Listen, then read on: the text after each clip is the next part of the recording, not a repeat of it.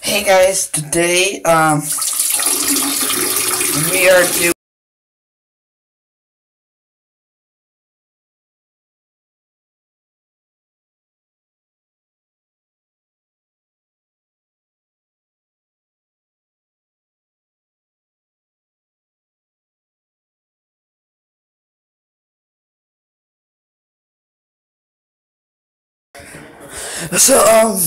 right now is our NASCAR post race reaction.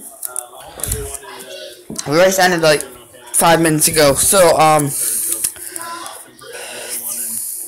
Larson wins.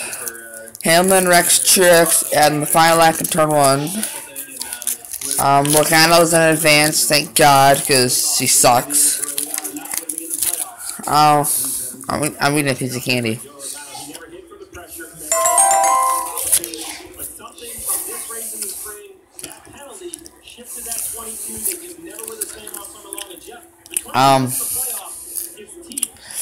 So far they've interviewed Kyle Larson, Denny Hamlin, Eric Jones, and now Joey Logano. Well, I'm just wondering what Truex's interview is going to be like. Well, that's going to be interesting. Another interviewing Dale Jr.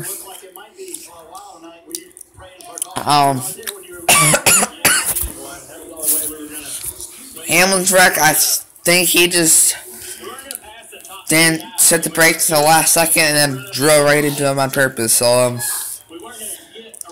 I guess Tuesday they had their discussion, and I don't know how Tuesday's gonna go then.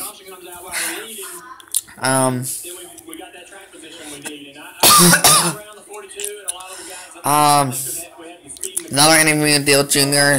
Dale Jr. not in the chase either. Well, I'm gonna keep going until. Oh man, I have low percentage here. So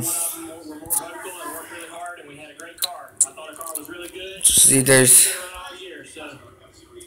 Junior getting interviewed.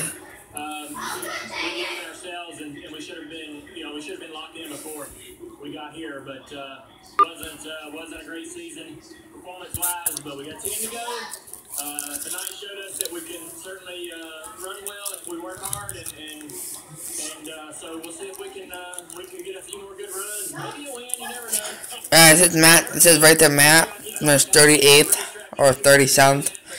He had a real problem. There was an ambulance on the pit road, and then he ran the back of the 14, which I think knocked his radiator out.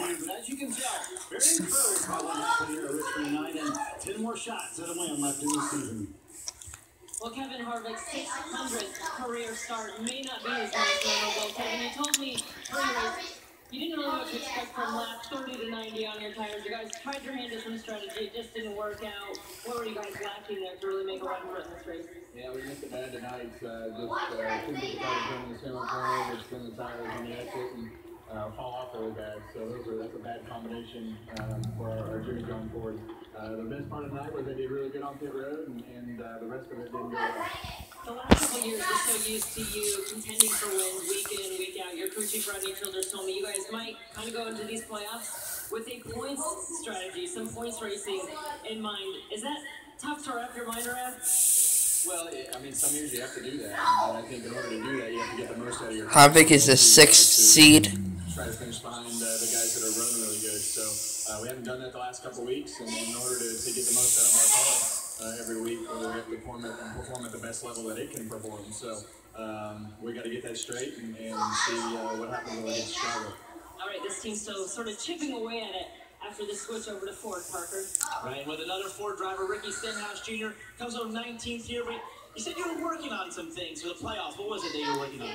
Yeah, we were just working on some packages that we wanted to look for going to another semi-short track at Loudon, and didn't work as well as we wanted tonight. We had a really good Friday practice and qualifying, but similar to Kevin, we were struggling with a little bit of turn in the center and spinning the tires up off. But it's cool to be in our first playoffs, and Can't wait to see if we can advance a few rounds and put a good 10-race stretch together. Mentioned it's your first playoffs you're going to be part of. It's got to be exciting, but also it's going to be tough. There's a lot of pressure in the playoffs. Where do you feel like you guys need to improve if you're going to make a run for it? Taking away a few things from tonight, and that was no mistakes. We got to take that and make sure that we do that come Chicago, Loudon, and Dover, and then see if we can't find a little bit more speed in our cars. We've been searching for that all summer long, but I do like the tracks coming up, and we've had good success at them. So definitely excited for our first playoff flip monster as the title sponsor of our series. I think it's going to be a lot of fun. Ricky Stenhouse Jr. excited to get these playoffs going, Rick. The one thing that Mark Truex Jr. didn't want to see was a caution late in the race because he was well on his way to another win in 2017. But he did clinch the regular season championship. And so now let's go now to Marty Snyder. And there's some hardware that goes along with that regular season championship, the first ever official regular season championship for NASCAR. To do the honors is Brent Doerr, the president of NASCAR. Brent. Marty, Martin, Cole, Barney, Joe, incredible season. You know, our fans asked us to recognize performance throughout the season and throughout the race. You guys have done that. Most laps led, most stage wins, most wins. Congratulations on behalf of NASCAR for an incredible season. And 15 additional bonus points for the playoffs to present our inaugural regular season championship trophy. Well deserved. Congrats on the playoffs. And that's what you were after at the beginning of the season, wasn't it, Martin? Yeah, it's definitely what we set out to get, and you know, we hope to get a few more wins along the way. And it was a little tough, so it's a little hard to be too excited, but just really proud of everybody on this team and the position they put me in, the race cars they put me in the week, and Barney for giving us all the tools we need and all our partners. It's been a dream come true really this season, and hopefully we can keep it going for 10 more. All right, we will talk to Martin more about the race in a little bit, but there you go, the championship trophy for winning the 2017 regular season championship here in the Monster Energy NASCAR Cup Series. Rick. You see all of the different tracks around the edge of that trophy. An incredible season that Truex Jr. was able to put together. Cole looks like he's nervous. Now the regular season champion and got 15 playoff points for doing that. Coming up next, it's post-race, followed by victory lap, and what an evening it's going to be. We're staying way past midnight. Here we're going to talk to a lot of different drivers, so let's go now to Krista, Kyle, and DJ.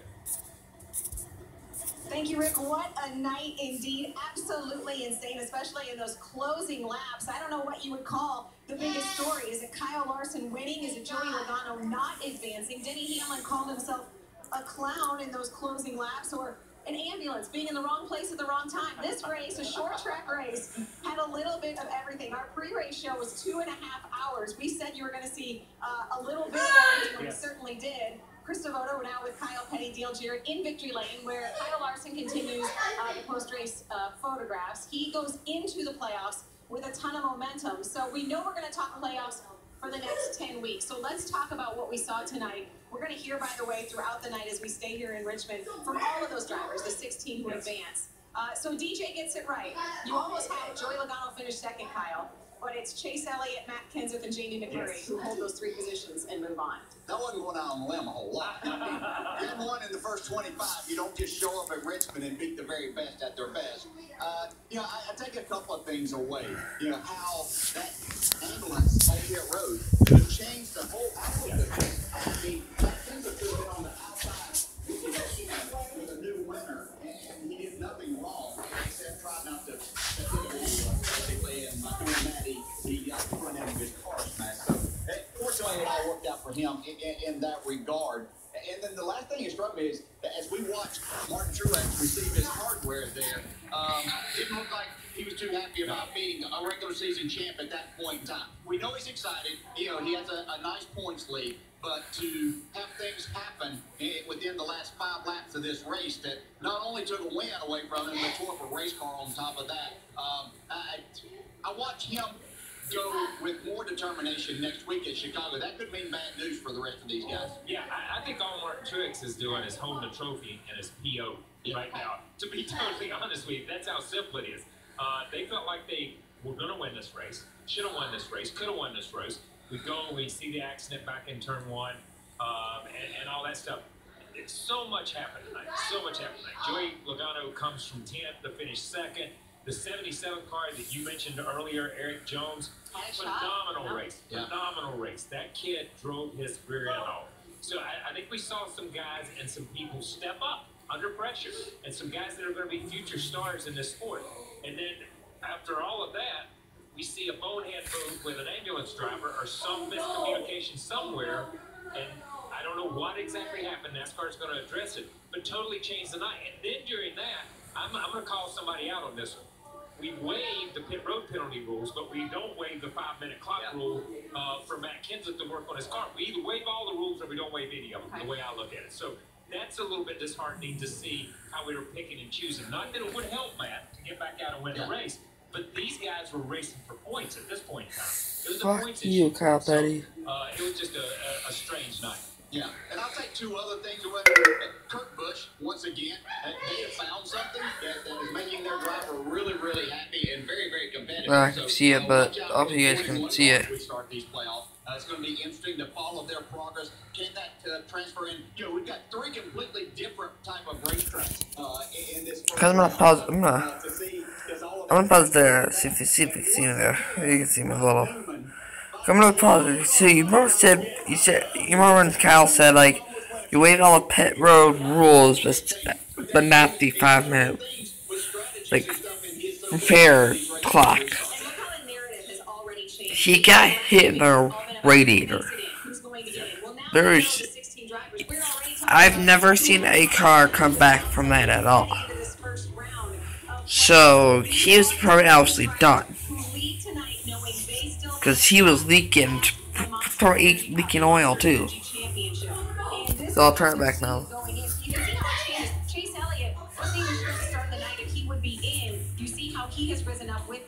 There's your Chase drivers.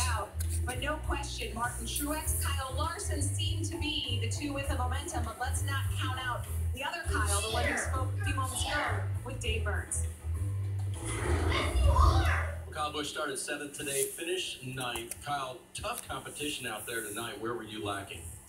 Everywhere. I don't know. You know, we were tight early on in the night. We kept freeing our car up and was getting tighter.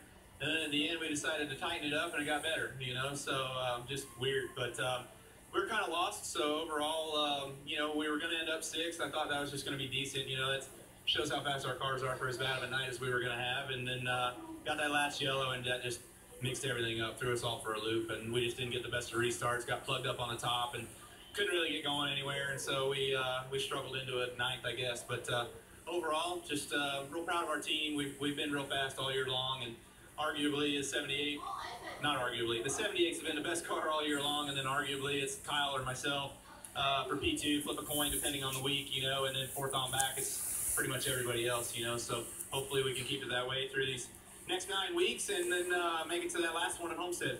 So how long of a discussion and how deep? Oh, we got someone. To beat that 78?